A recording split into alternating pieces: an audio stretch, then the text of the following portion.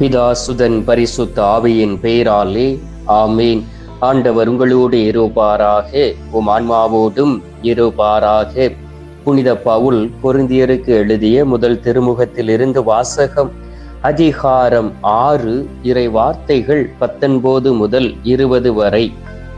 உங்கள் உடல் நீங்கள் கடவுளிடமிருந்து பெற்றுக்கொண்ட தூய ஆவி தங்கும் கோயில் என்று தெரியாதா? நீங்கள் உங்களுக்கு உரியவர் அல்ல, கடவுள் உங்களை விலை கொடுத்து மீட்டுள்ளார்.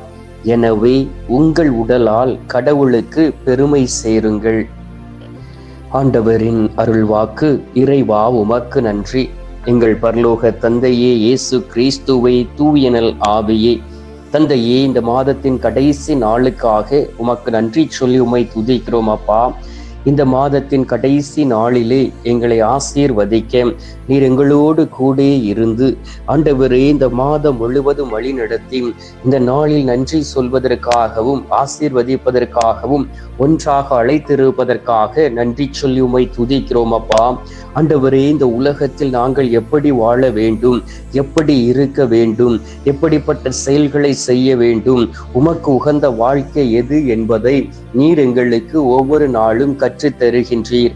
அதிகாலையிலே உமது திரு பிரசனத்தில் அமர்ந்து உம்மை நோக்கி முகமிட்டு பேசி உமது முகத்தை தரிசித்து ஒவ்வொரு நாளும் உமது சொற்பேச்சு கேட்டு நடக்கக்கூடிய பிள்ளைகளாய் மாற்ற நீர் எங்களோடு கூட இருப்பதற்காக உமக்கு நன்றி சொல்லி உம்மை துதிக்கிறோம் அப்பா.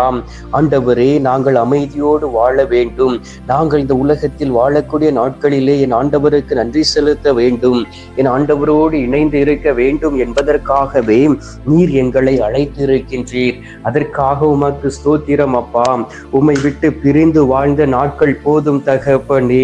ஆண்டவரே, உம்மோடு இணைந்து இருக்கவும், உமது சித்தத்தை செய்யவும், உமது விருப்பத்தை நிறைவேற்றி அதன் வழியாக அநேக மக்களை உமது திருப்பாதத்தில் அழைத்து வரக்கூடிய அன்பு பிள்ளைகளாகவும் எங்களை மாற்றிக்கொண்டு இருப்பதற்காக உமக்கு நன்றி சொல்லி உம்மை துதிக்கிறேன் சுவாமி. ஏனென்றால் நீர் இந்த உலகத்தில் எங்களை தேடி வரவில்லை என்றால் எங்களால் இந்த உலகத்தில் வாழ்ந்திருக்க முடியாது. அன்பார்ந்த இயேசு சுவாமி, இந்த மாதத்திலே எவ்வளவோ மக்கள் மரித்து போய்விட்டார்கள். ஆண்டவரே, அவர்களுக்கு ஒரு வாழ்க்கை அமைத்து கொடுத்தும் சில நேரங்களில் தவறி விழுந்து இந்த வாழ்க்கையை இழந்து போய் இருக்கிறார்கள். பாவத்தில் விழுந்து வாழ்க்கை இழந்தவர்கள் உண்டு. ஆண்டவரே, இயற்கையாகவே வாழ்க்கை இழந்தவர்கள் உண்டு. ஆனாலும் தகப்பனே, நீர் மீண்டும் எங்களுக்கு இந்த புதிய வாழ்வை கொடுத்திருக்கின்றீர். உயிர்த்தெழுந்த வல்லமையோடு நாங்கள் இருக்க வேண்டும் என்பதற்காக புதிய அனுபவங்களை கொடுத்து எங்களை வழிநடத்தி கொண்டு இருக்கின்றீரே. அதற்காக உமக்கு நன்றி சொல்லி உம்மை துதிக்கிறேன் அப்பா. ஆண்டவரே, இந்த நாட்களிலும் கூட அநேக பிள்ளைகள் கண்ணீரோடு இருப்பதை பார்க்க முடிகின்றது, வேதனையோடு வாழ்ந்து கொண்டு இருப்பதை பார்க்க முடிகின்றது. இந்த மாதம் முழுவதும் நான் ஜெபித்து விட்டேனே, இந்த மாதம் முழுவதும் என் ஆண்டவரை தேடி நான் அலைந்தேனே, என் ஆண்டவருடைய பிரசனத்தில் அமர்ந்து என்னுடைய விண்ணப்பங்களை கண்ணீரோடு சேர்த்து ஏறெடுத்தேனே. ஆனாலும் என்னுடைய வாழ்க்கையில் ஒரு நல்ல காரியங்கள் நடக்கவில்லையே, நான் என்ன செய்வேன் என்கின்ற ஏக்கத்தோடு இருக்கக்கூடிய பிள்ளைகளை ஒப்புக் கொடுக்கின்றேன். ஆண்டவரே, அவர்களுடைய பாவங்களையும் குற்றங்களையும் முதலில் மன்னித்து அற்புதங்களையும் அடையாளங்களையும் செய்து ஆண்டவரே, இந்த ஆத்துமா என் ஆண்டவரை நோக்கி இருக்கக்கூடிய பாக்கியத்தை கொடுப்பீராக.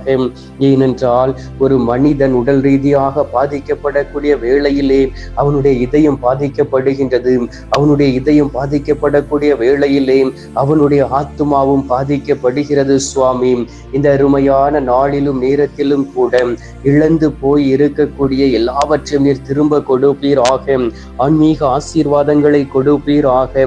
ஏதோ ஒரு விதத்தில் தவறி இருக்கலாம், ஏதோ ஒரு விதத்தில் தவறு செய்து பாவம் செய்து குற்றம் புரிந்து வாழ்ந்து கொண்டு இருக்கலாம். அன்பார்ந்த இயேசு சுவாமி, குற்றம் புரிந்து இருக்கிறவர்கள் யாருமே அழிந்து போய்விடக் கூடாது என்பதற்காகவே நீர் ஒவ்வொருவரையும் விலை கொடுத்து மீட்டு இருக்கின்றீர். ஆண்டவரே, ஒவ்வொருவரும் தங்கள் தங்களுடைய உடலாலும் சிந்தனையாலும் சொல்லாலும் செயலாலும் உமக்கு பெருமை சேர்க்கக்கூடிய பிள்ளைகளாய் மாறிவிட வேண்டுமாய் மை நோக்கி செபிக்கிறேன் அப்பா. ஆண்டவரே, நாங்கள் அனைவரும் பாவிகள், உமக்கு எதிராக பாவம் செய்திருக்கின்றோம், உமக்கு எதிராக குற்றம் புரிந்திருக்கின்றோம், உம்மை வேதனைப்படுத்தி இருக்கின்றோம், உம்மை காயப்படுத்தி இருக்கின்றோம், உம்மை அவமானப்படுத்தி இருக்கின்றோம், என் ஆண்டவருடைய பெயர் இகழப்படும்படியாக நடந்திருக்கின்றோம். அந்த தருணத்திற்காக மன்னிப்பு கேட்டு இதோ கல்வாரி சிலுவைக்கு முன்பாக நின்று உமது பாதத்தை பற்றி பிடித்து செபித்துக் கொண்டு இருக்கிறோம் சுவாமி. உமது பரிசுத்த இரத்தம் எங்கள் மீது ஊற்றப்படுவதாக, உமது விழாவில் இருந்து சிந்திய அந்த இரத்தம் எங்களை தூய்மைப்படுத்துவதாக. ஆண்டவரே, ஆணி தள்ளும்புகளில் இருந்து வழிந்தோடிய இரத்தம் இந்த நாளிலே எங்களுடைய உச்சம் தலையில் ஊற்றப்படுவதாக. ஏனென்றால் ஒரு மனிதன் பாவ மன்னிப்பின் நிச்சயத்தை பெறாமல் ஆண்டவருடைய கரத்தில் இருந்து எதையும் பெற்றுக்கொள்ள முடியாது என்று நாங்கள் நம்புகின்றோம். ஆம் சுவாமி, இந்த நாளிலே எங்களுக்கு பாவ மன்னிப்பின் நிச்சயத்தை தருகின்றீர். எங்களை ஆசீர்வதிக்கவே ஆசீர்வதித்து நாங்கள் இந்த உலகத்தில் ஒரு மனிதையாக வாழ்ந்து என் ஆண்டவரை பெருமைப்படுத்த வேண்டும் என்பதில் நீர் கண்ணும் கருத்துமாக இருக்கின்றீரே சுவாமி. எங்களை கைவிட்டு விடாதையும் அப்பா, எங்களை ஏற்றுக்கொள்வீராக, எங்களை உமது வழியில் நடத்துவீராக. எல்லா சூழ்நிலைகளிலும் என் ஆண்டவருடைய சித்தத்தை நிறைவேற்றக்கூடிய அன்பு பிள்ளைகளாக மாறிவிட வேண்டுமாய் மை நோக்கி செபிக்கிறேன் அப்பா. ஆண்டவரே, நாங்கள் அனைவருமே தூய ஆவி தங்கக்கூடிய ஆலயமாக இருக்கின்றோம். எங்களுடைய உடல் நீர் தங்கக்கூடிய ஒரு கோயிலாக இருக்கின்றது.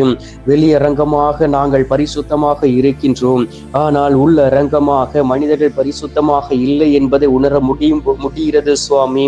ஏனென்றால் உள்ளத்தில் இருந்தே பஞ்சக எண்ணங்கள் வருகின்றன என்பதை அறிந்து இருக்கின்றோம். ஆண்டவராகிய இயேசு கிறிஸ்துவே, நாங்கள் உம்மை பற்றி வாசிக்கும் பொழுது பிலிப்பியர் 2வது அதிகாரம் 8-9 இறை வார்த்தையில் சொல்லப்பட்டு இருக்கின்றது. சாவை ஏற்கும் அளவுக்கு, அதுவும் சிலுவை சாவையை ஏற்கும் அளவுக்கு கீழ்ப்படிந்து தம்மையே தாழ்த்தி கொண்டார். எனவே கடவுளும் அவரை மிகவே உயர்த்தி எப்பெயருக்கு மேலான பெயரை அவருக்கு அருளினார் என்று சொல்லப்பட்டு இருக்கின்றதே சுவாமி.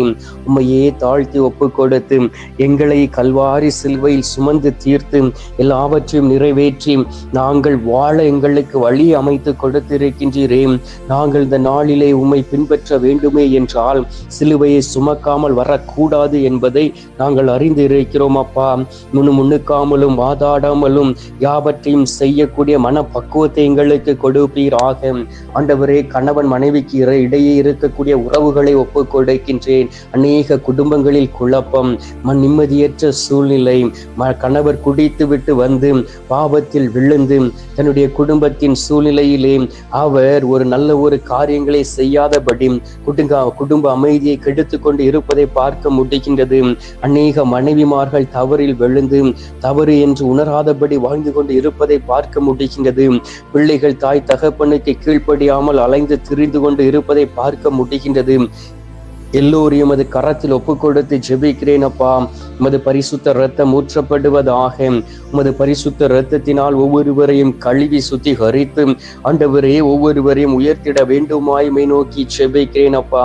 ஒரு குடும்பம் திருக்குடும்பமாய் இருக்கும் பொழுதுதான் என் ஆண்டவருக்கு உகந்த ஒரு வாழ்க்கை வாழ முடியும் என்பதை புரிந்து கொண்டு திரு குடும்பமாய் வாழக்கூடிய பாக்கியத்தையும் வல்லமையும் தந்துவிட வேண்டுமாய் மை நோக்கி ஜெபிக்கிறேன் அப்பா. ஆண்டவராகிய இயேசு கிறிஸ்துவே, இந்த அருமையான நாளிலும் நேரத்திலும் கூட நீர் எங்களை தேடி வந்திருக்கின்றீர். எல்லோரையும் ஆசீர்வதியும். நோய்வாய்ப்பட்டு ஐசியூவில் இருக்கிறவர்களை ஒப்புக் கொடுக்கின்றேன். HIV எய்ட்ஸ் நோயினால் பாதிக்கப்பட்டு இருக்கிறவர்களை ஒப்புக் கொடுக்கின்றேன். உடலில் உள்ள உள் உறுப்புகளினால் பாதிக்கப்பட்டு இருக்கிறவர்கள் உண்டு. இதயம் சம்பந்தமாக, கல்லீரல் சம்பந்தமாக, கிட்னி சம்பந்தமாக, குடல் சம்பந்தமாக, மூளை சம்பந்தமான நோய்களினால் பாதிக்கப்பட்டு தவித்து கொண்டு இருக்கிறவர்கள் உண்டு. அவர்களை நீர் தொட்டு குணமாக்குவீராக. அற்புதங்கள் நடப்பதாக. ஆண்டவரே, இந்த நேரத்திலும் கூட உத்திரிக்க ஸ்தலத்தில் இருக்கக்கூடிய ஆத்துமாக்களை ஒப்புக் கொடுக்கின்றோம். யாதும் அறியாத ஆத்துமாக்களை ஒப்புக் கொடுக்கின்றோம். பிரான்சிஸ் உடைய ஆத்துமாவை ஒப்புக் கொடுக்கின்றோம். ஆண்டவரே, எங்களுடைய குடும்பத்தில் மரித்து போன ஆத்துமாவை நினைவு கூர்ந்து ஜெபிக்கின்றோம். இந்த மாதத்தில் மரித்து போன ஆத்துமாக்களை நினைவு கூறுகின்றோம். இவர்களுக்கு உமது திரு சமூகத்திலே நித்திய இளைப்பாறுதலை தந்துவிட வேண்டுமாய் மை நோக்கி ஜெபிக்கிறேன் அப்பா. இந்த காலை பொழுதிலே நீர் எங்களுடைய ஜெபத்தை கேட்டிருப்பதற்காக உமக்கு நன்றி. ஜெபத்தை கேட்டு பதில் தந்திருப்பதற்காக உமக்கு ஸ்தோத்திரம், ஸ்தோத்திரம், ஸ்தோத்திரம். மீட்பெரும் இரட்சகருமான இயேசுவின் திருக்கரத்தில் ஒப்பு கொடுத்து எங்கள் தாய் கன்னி மரியாள் வழியாக ஜெபிக்கின்றோம். அன்பு தந்தையே, ஆமீன். பரலோகத்தில் இருக்கிற எங்கள் பிதாவே, உம்முடைய நாமம் அர்ச்சிக்கப்படுவதாக, உமது ராஜ்யம் வருக, உமது சித்தம் பரலோகத்தில் செய்யப்படுவது போல பூலோகத்திலும் செய்யப்படுவதாக. எங்கள் அனுதின உணவை எங்களுக்கு இன்று அளித்தருளும். எங்களுக்கு தீமை செய்கிறவர்களை நாங்கள் பொறுப்பது போல எங்கள் பாவங்களை பொறுத்தருளும். எங்களை சோதனை விளைவிடாதையும் தீமையிலிருந்து எங்களை ரட்சித்தருளும். ஆமீன். அம்மா தாயே, ஆரோக்கிய மாதாவே, வேளாங்கண்ணி அன்னையே, நம்மளொருப்ப தாயே, பூண்டி மாதாவே, அனுதினமும் எங்களுக்காக பரிந்து பேசும் அன்பு தாயே, கன்னி தாயே, உமது அன்பு பிள்ளைகளாகி எங்களுக்காக பரிந்து பேசி விண்ணக ஆசீர்வாதத்தையும் ஆண்டவரே மன்னக ஆசீர்வாதத்தையும் பெற்றுத்தர வேண்டுமாய் மை நோக்கி ஜெபிக்கிறோம். தாயே, அருள் நிறைந்த மரியே, வாழ்க, கர்த்தருடனே, பெண்களுக்குள் ஆசீர்வதிக்கப்பட்டவள் நீரே, உம்முடைய திருவயிற்றின் கனி ஆகிய இயேசுவும் ஆசீர்வதிக்கப்பட்டவரே. அஜிஷ்ட மரியே, சர்வேசுடைய மாதாவே, பாவிகளா இருக்கிற எங்களுக்காக இப்பொழுதும் எங்கள் மரண நேரத்திலும் வேண்டிக் கொள்ளும். ஆமீன். பிதாவுக்கும் சுதனுக்கும் பரிசுத்த ஆவிக்கும் மகிமை உண்டாவதாக. ஆதியில் இருந்தது போல இப்பொழுதும் எப்பொழுதும் என்றென்றும் இருப்பதாக. ஆமீன். ஆண்டவர் உங்களோடு இருப்பாராக, உம் ஆன்மாவோடும் இருப்பாராக. எல்லாம் அல்ல இறைவன் பிதா, சுதன், பரிசுத்த ஆவி உங்களை ஆசீர்வதிப்பாராக. ஆமீன்.